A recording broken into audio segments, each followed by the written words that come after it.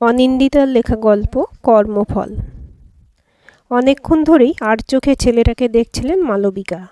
অমন পুরুষালী গঠন দেখলে চোখ আপনা আপনি সেদিকে চলে যায়। গত জানুয়ারিতে বয়স 45 ছাড়ালেও এখনও দিব্যি স্মার্ট, অ্যাক্টিভ, অ্যাট্রাকটিভ। হেঁটে গেলে একবার হলেও লোকজন তাকিয়ে দেখে। নিয়মিত জিমে যান, অ্যারোবিক্স করেন, সপ্তাহান্তে পার্লার, দামি সানস্ক্রিন, বডি লোশন, দামি স্কিন প্রোডাক্ট, মেকআপ আর নিবিড় পরিচর্যার ফলে বয়সের তুলনায় অনেকখানি কম দেখায় তাকে। মোট কথা নিজেকে নিয়ে মালবিকা বেশ সন্তুষ্ট। বেশ কয়েক বছর আগে থাকতে একটা নামি এনজিওর সঙ্গে যুক্ত হয়েছেন। প্রচুর টাকা পয়সার মালকিন হলে জীবনে কিছু না কিছু করতে হয়, তবেই ভালো থাকা যায় প্রাণ প্রাচুর্যে ভরপুর। এই এনজিওর হয়ে কাজ করে তিনি প্রতিদিন অনেক কিছু শিখছেন, জানছেন। জীবন নতুন ছন্দে ধরা দিচ্ছে তার কাছে। সোশ্যালাইট হওয়ার ফলে সমাজের নামি দামি উচ্চবর্গের মানুষদের মুখোমুখি হচ্ছেন, ঘনিষ্ঠ আলাপচারিতায় সমৃদ্ধ হচ্ছেন। রণজয়ের বিবাহ বহির্ভূত সম্পর্ক আছে জানতে পারার পরে তিনি নিশ্চিন্ত হয়েছিলেন। রণজয়কে কিছু না জানিয়ে সরাসরি উকিল মারফত ডিভোর্সের আবেদন করেছিলেন। ততদিনে ক্লান্ত হয়ে পড়েছিলেন, কিন্তু রণজয় কিছুতেই তাকে যেতে দেবে না, এমন নাছোড়বান্দার ভঙ্গিতে আঁকড়ে ধরে রেখেছিল। কিন্তু মালবিকা পালাতে চাইলে আঁকড়ে রাখে সাধ্ধিকার। এই ঘটনায় সুবিধাই পেলেন তিনি। মিউচুয়াল ডিভোর্স পেলেন, সঙ্গে মোটা অঙ্কের অর্থ, উপরি পাওনা নিজের মতো থাকার স্বাধীনতা। যদিও এই মুহূর্তে তার নজর ঘুরে ফিরে যাচ্ছে সুদর্শন ছেলেটির দিকে। বয়স তার থেকে অনেকটাই কম হবে। বডি হ্যাগিং ব্ল্যাক টি শার্টে বাইসেপ দৃশ্যমান, সুগঠিত দেহে ভুঁড়ির লেশমাত্র নেই, নাক মুখও বেশ চোখা চোখা। তিনিও পাল্টা দেখছেন দেখে ছেলেটা বুঝি একটু সাহস পেল। এগিয়ে এসে সামনের দিকে ঝুঁকে সামান্য হাসল। একা দেখছি, একটু বসতে পারি? না করার প্রশ্নই নেই। বেশ কয়েকদিন হলো পুরুষ সঙ্গ করেননি মালবিকা, করার সময় পাননি। এনজিওর একটা বিশেষ কাজ নিয়ে ব্যস্ততা ছিল তুঙ্গে। বাকিদের টোকে বিদেশি সংস্থা থেকে গ্রান্ট আনা কি সহজ কথা? কিন্তু মালবিকা পেরেছেন বাকিদের টেক্কা দিতে। ছোটবেলায় মা বলতেন, সুন্দর মুখের জয় সর্বত্র। শুধু সুন্দর মুখ নয়, সঙ্গে নিখুঁত ফিগারও দরকার। নিজেকে দিয়েই তো দেখছেন। এলিট সোসাইটিতে তিনি এখন রীতিমতো পরিচিত মানুষ। এনজিওতে সম্মান বেড়েছে অনেকটা। কানাঘুষো শুনছেন, বড়সড় পদ পেতে চলেছেন। কিন্তু তাতে কি? উপসী শরীর কি আর তাতে তৃপ্ত হয়? সামান্য হেসে বললেন, বসতে পারো। তুমি একা দেখে এলাম, কারোর অপেক্ষায়? মালবিকা মাথা নাড়লেন। ছেলেটা যেন ওর অপেক্ষাতেই ছিল। আমিও খুব একা জানো, একটা কফি খাওয়াবে? পরিচিত স্টাইল অ্যাপ্রোচ করার। মালবিকার খুব চেনা, অভাবী ঘরের ছেলে, কিন্তু ভোগ বাসনা প্রবল। এভাবেই সেজেগুজে ফুডকোর্টে অপেক্ষা করে। কোনো মাঝবয়সী একলা রমণী দেখলে এগিয়ে এসে অ্যাপ্রোচ করে, আর বাকি গল্প অনুযায়ী টাকা পয়সা নিয়ে সিদ্ধান্ত হয়। সময়ও পাল্টানো যায় ইচ্ছে মতো। শুধু কি এক কাপ কফিতেই হয়ে যাবে? মালবিকা প্রশ্রয়ে হাসি হাসলেন। সব জেনে শুনেও এই মুহূর্তে যুবকটির সঙ্গে গল্প করতে তার ভালো লাগছে। নিজের অভিজ্ঞতা থেকে মালবিকা জানেন, টাকার দরকার প্রত্যেকের। যুবকটির তাতে দোষ কী? যার যা সম্পদ তাকে সে তো কাজে লাগাবেই। তুমি ইচ্ছে করলে অন্য কিছু অর্ডার করতে পারো। ছেলেটির চোখে সম্মোহিনী ইশারা। পড়তে ভুল হয় না মালবিকার। খেলতে তিনিও জানেন। তুমি চাইলে আমরা অন্য কোথাও। চয়েসটা তোমার। আমার কিন্তু তোমায় বেশ ভালো লেগেছে। দারুণ আকর্ষণীয়া তুমি। চাইলে। ইশারা ফিরিয়ে দিলেন মালবিকা। কমপ্লিমেন্ট উপভোগ করলেন চেটেপুটে। ইশারায় ওয়েটারকে ডেকে ছেলেটার জন্য মিক্সড হাক্কা নুডলস আর নিজের জন্য আমেরিকানো অর্ডার দিলেন। কয়েক মিনিটের মধ্যেই অর্ডার এসে গেল। আমেরিকানোতে চুমুক দিয়ে বললেন, কোথায় থাকো? পড়াশোনা করো বুঝি? স্ট্রিম কি? কাঁটা চামচ দিয়ে নুডলস জড়িয়ে মুখে পুড়ল ছেলেটা। নিঃশব্দে চিবোতে লাগলো। উত্তর দিল না কোনো। আবারও হাসলেন মালবিকা। কি হলো, নিরুত্তর কেন? পার্সোনাল প্রশ্ন চলবে না? তুমি নিশ্চয়ই এই খেলার রুলস জানো, নইলে আমাকে তোমার টেবিলে বসতে দিতে না। So no more personal question. Just কিছু টাইম আমি তোমার সঙ্গে স্পেন্ড করব। তার জন্য তুমি আমায় পেমেন্ট করবে। গোটা ব্যাপারটাই সিম্পল। ধরে নাও গোটাটাই তোমার একাকিত্ব কাটানোর দাম। ওকে, হাসলেন Malavika. As you wish, no more personal question. খেয়ে নাও, আজ রাতে আমার ডেনে। দেখি তোমার সঙ্গে টাইম স্পেন্ড আমার জন্য আনন্দদায়ক হয় কি না। দ্যাটস লাইক মাই গার্ল, হেসে উঠল ছেলেটা। ধীরে সুস্থে নুডলস খেতে লাগলো। ওয়েটারকে ডেকে বিল মিটিয়ে উঠে গেলেন মালবিকা। তাকিয়েও দেখলেন না দূরের টেবিলে বসা এক ভদ্রলোক একদৃষ্টে তার গতিবিধির দিকে নজর রাখছে, যেন প্রাণপণে কোনো একটা অঙ্ক মেলানোর চেষ্টা করছে সে। স্যার, আপনার ড্রিঙ্কস। লোকটা বোধহয় সামান্য বিরক্ত হলো, ইশারায় বলল, রেখে যাও এখানে। দু কামরা ছোট্ট ফ্ল্যাটটা দেখে ছেলেটা বোধহয় একটু অবাক হলো। তবে ফ্ল্যাট ছোট্ট হলেও প্রয়োজনীয় আসবাবপত্রের অভাব নেই। মাস্টার বেডরুমে তো রীতিমতো প্রফেশনাল ইন্টেরিয়রের ছোঁয়া আছে। সোফায় বসে চারিদিক দেখে সামান্য হাসল ছেলেটা। এই ফ্ল্যাট বোধহয় নিয়মিত ব্যবহার হয় না। এটা তোমার রিয়েল ডেন নয়, দেখে বোঝা যায়। But I like it. বেশ কোজি অ্যাম্বিয়েন্স, তুমি আর আমি। থ্যাঙ্কস, সামান্য হাসলেন মালবিকা। তুমি বুঝলে কিভাবে এই ফ্ল্যাট নিয়মিত ব্যবহার হয় না? তার তীক্ষ্ণ দৃষ্টি তখনও ছেলেটাকে মেপে চলেছে, যেন পড়ে নিতে চাইছে না বলা কথাদের। ওহো, কাম অন, এর জন্য রিসার্চ করা লাগে না ডার্লিং। মিডিল এজে পৌঁছেও তুমি ভীষণ রকম স্টাইলিশ অ্যান্ড অ্যাম্বিসিয়াস। এমন সুন্দরীদের এত ছোট্ট ফ্ল্যাটে মানায় না। তাদের বিশাল বড় ল্যাভিস 4 বেডরুম ফ্ল্যাটের একটা রুম জুড়ে কেবল দেওয়াল জোড়া ওয়ার্ড্রোবই থাকে। আর সেই ওয়ার্ড্রোবে কী থাকে জানো? ব্র্যান্ডেড ইন্ডিয়ান ওয়েস্টার্ন আউটফিট, কিছু ইন্দো ওয়েস্টার্ন স্পেসিফিক কালেকশন, প্রাদেশিক শাড়ি, ব্র্যান্ডেড ব্যাগ, শু, রকমারি অ্যাক্সেসরিজ। ডে অনুযায়ী তারা ড্রেস বাছাই করে। হালকা চোখ নাচালো সে। কি ঠিক বলছি তো সুইটি? এটা হলো তোমার পার্সোনাল কোজি ডেন, যেখানে তুমি মাঝে মধ্যে নিজের সঙ্গে কিংবা কোনো বিশেষ অতিথির সঙ্গে টাইম স্পেন্ড করতে ভালোবাসো। আজ যেমন এসেছো আমার সঙ্গে। মেয়েদের মধ্যবয়সী মহিলাদের খুব ভালো করে চেনো দেখছি। ন্যাচারালি মধ্যবয়সী অভিজাত মহিলাদের মধ্যে আজকাল একাকিত্ব খুব বেড়ে গেছে। আমি good looking, attractive, also good in bed, so মেয়েরা আমাকে বেশ পছন্দই করে। অনেকেই বলে একাকিত্ব দূর করতে আমার জুড়ি মেলা ভার। নিজের সম্পর্কে তোমার এই কনফিডেন্স আমার বেশ ভালো লেগেছে। ডিনার করতে যাচ্ছি, চাইলে তুমিও যোগ দিতে পারো। তারপর দেখি তোমার সঙ্গে এনজয় করতে পারি কি না। ভালো লাগলে পরবর্তী সময়ে। এনিওয়ে, তোমার নামটা?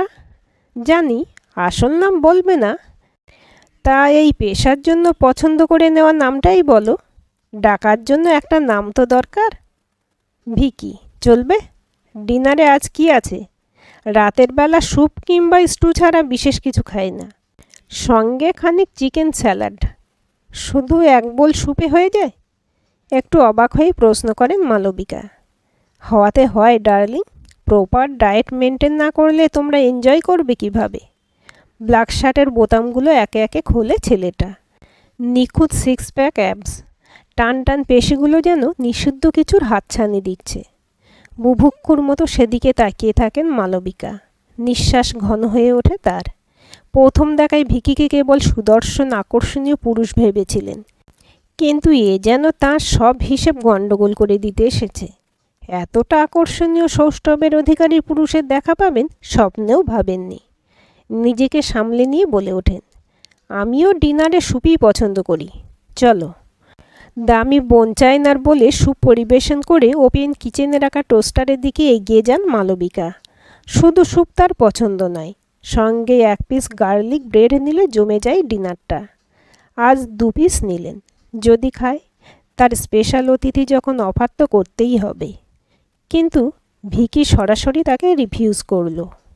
চামচের শব্দ ছাড়া গোটা বাড়ি নিস্তব্ধ। খাওয়া শেষ করে বেসিনে হাত ধুতে যেতেই মাথাটা সামান্য টলে গেল মালবিকার। ততক্ষণে ভিকির হাত ধোয়া হয়ে গিয়েছিল। হাত বাড়িয়ে তাকে ধরে ফেলল। ভিকির গায়ে নিজের শরীরের ভার ছেড়ে দিলেন মালবিকা। থ্যাংক ইউ, মাথাটা ঘুরছে একটু। সম্ভবত প্রেশারটা। যত্ন করে বিছানায় শুইয়ে দিয়ে ভিকি বলে ওঠে, নবারুণ সেনগুপ্তকে মনে পড়ে? আচ্ছন্নের ভঙ্গিতে মালবিকা বলে ওঠেন, কে নবারুণ সেনগুপ্ত?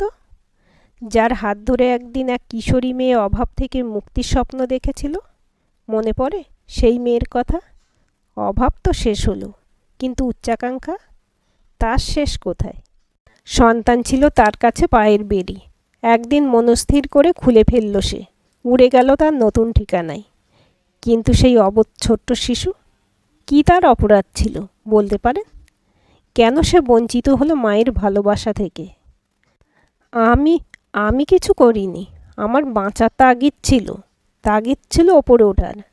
জীবনে এগিয়ে যাওয়ার জন্য অনেক কিছু ছাড়তে হয়, তুমি বুঝবে না।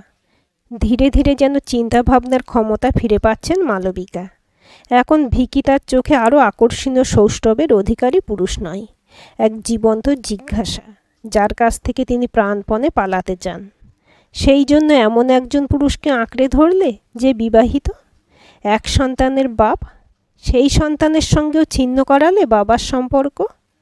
মানসিক যন্ত্রণা সহ্য করতে না পেরে স্ত্রী হলো পাগল, ঠাঁই হলো মেন্টাল অ্যাসাইলামে।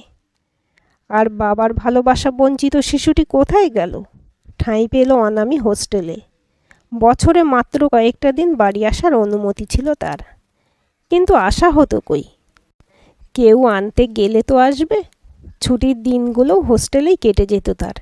সেখানে কতভাবে অত্যাচারিত হয়েছে, কতদিন না খেয়ে চোখের জলে বুক ভিজিয়েছে, সে খবর রেখেছে কেউ? তুমি কে? এত কথা তুমি কিভাবে জানলে? আমি পরিচয় নিশ্চয়ই দেব, আর দেব বলেই এসেছি তোমার সামনে। কিন্তু তার আগে অপরাধের খতিয়ান শোনো। এখানেই তো অপরাধের শেষ নয়। আমি জানতে চাই না জানতে। চলে যাও তুমি, এক্ষুনি এখান থেকে চলে যাও। এই ফ্ল্যাট আমার, শুধুই আমার। এখানে তোমার ডাকাই আমার ভুল হয়েছে। চিৎকার করতে থাকেন মালবিকা। এই মুহূর্তে সব কিছু যদি শব্দহীন হতো কি ভালোই না হতো, কিন্তু চাইলেই কি? তুমি আমায় আনন্দ নয় যন্ত্রণা দিচ্ছ ভিকি। এই কথাগুলো অতীতের পাতায় ফেলে এসেছি আমি। এখন আমি জীবনকে উপভোগ করতে চাই পরিপূর্ণভাবে, তাই ডেকেছিলাম তোমায়। কিন্তু তুমি কেন এমন করছো আমার সঙ্গে? তোমার সঙ্গ আমার প্রয়োজন নেই। দয়া করে চলে যাও এখান থেকে। আমায় একটু নিঃশ্বাস নিতে দাও। অসহায়ের মতো বলতে থাকেন মালবিকা। শরীরে শক্তি থাকলে নিজেই তিনি ভিকিকে ঘাড় ধাক্কা দিয়ে, যন্ত্রণার মধ্যেও এক অন্যরকম আনন্দ লুকিয়ে থাকে।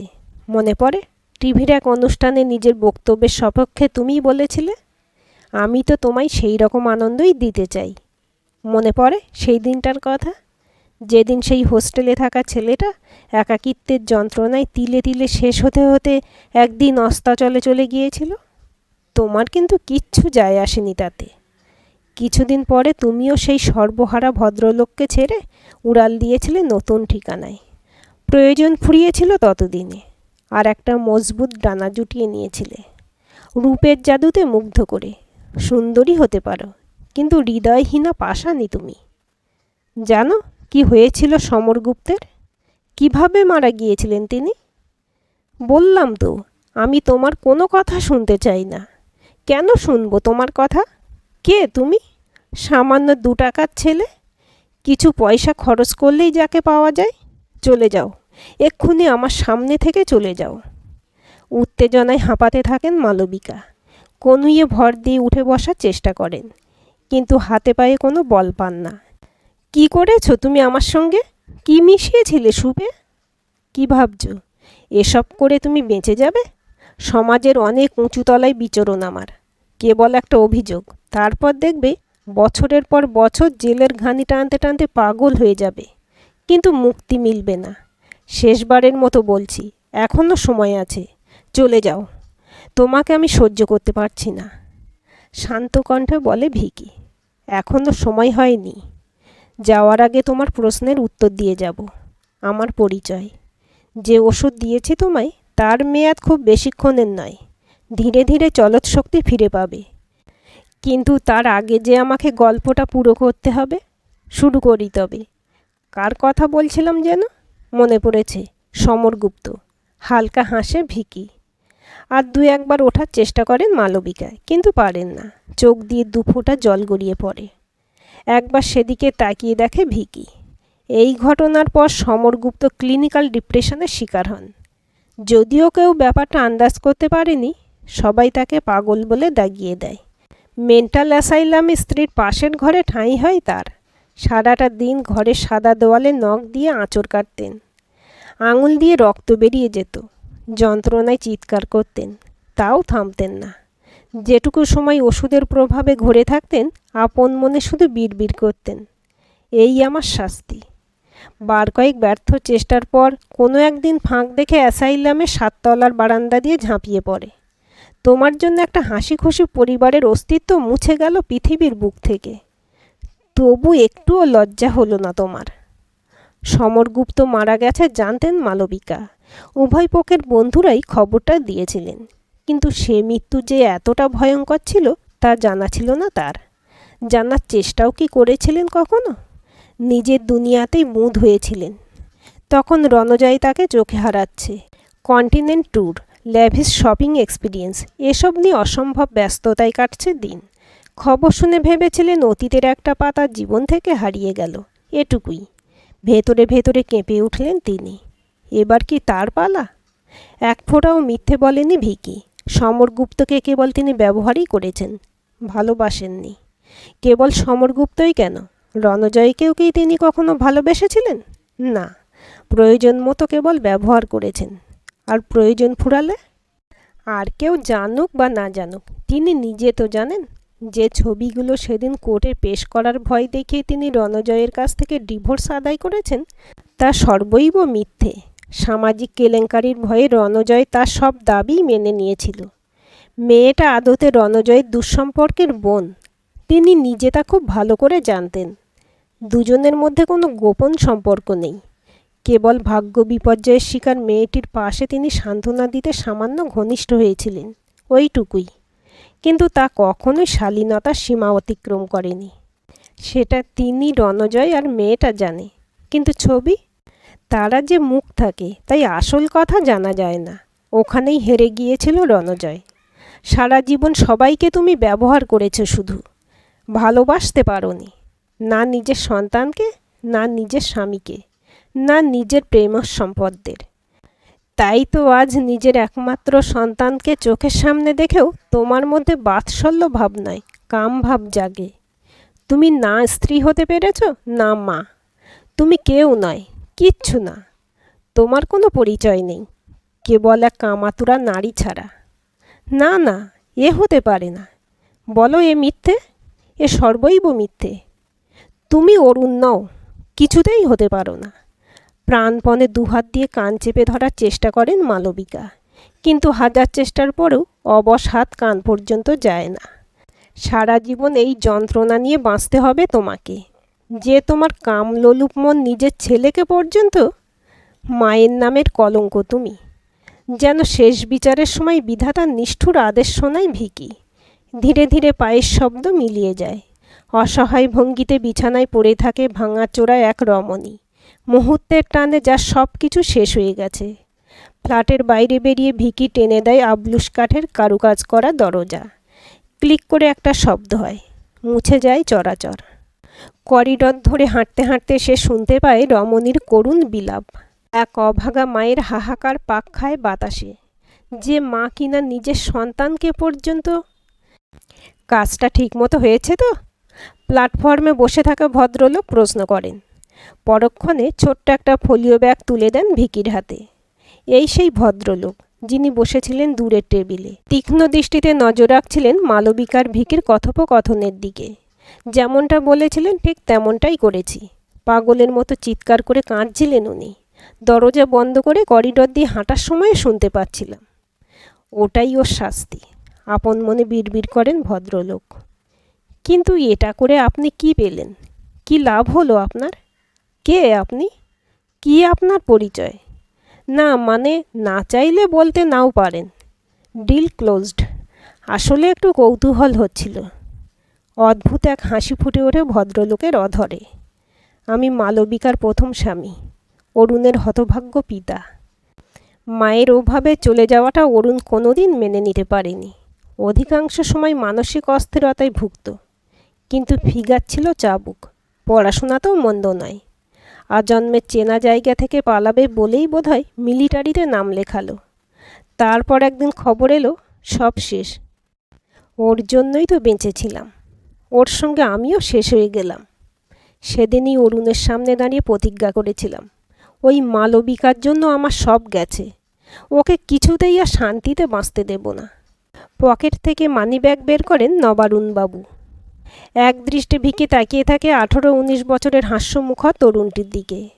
মানিব্যাগে থাকতে থাকতে ঝাপসা হয়ে এলো হাসিটা ভীষণ জীবন্ত, কিন্তু চোখ দুটো অদ্ভুত এক বিষণ্ণতা যেন সেখানে স্থির হয়ে আছে। মেন্টাল অ্যাসাইলামের 113 নম্বর ঘরটায় এখন মালবিকার ঠিকানা। সাদা দেওয়ালগুলো ফালা ফালা, একটু ঠাউর করে দেখলে রক্তের দাগ স্পষ্ট বোঝা যায়। মালবিকা অবশ্য জানেন না, মৃত্যুকে আঁকড়ে ধরার আগে পর্যন্ত সমরগুপ্ত এই ঘরেই থেকে গেছেন। আজকের গল্পটি কেমন লাগলো কমেন্ট করে জানাবেন। ভালো লাগলে লাইক, শেয়ার এবং হাইপ করবেন। আর চ্যানেলটি সাবস্ক্রাইব করে বেল আইকনটি ক্লিক করে রাখতে ভুলবেন না।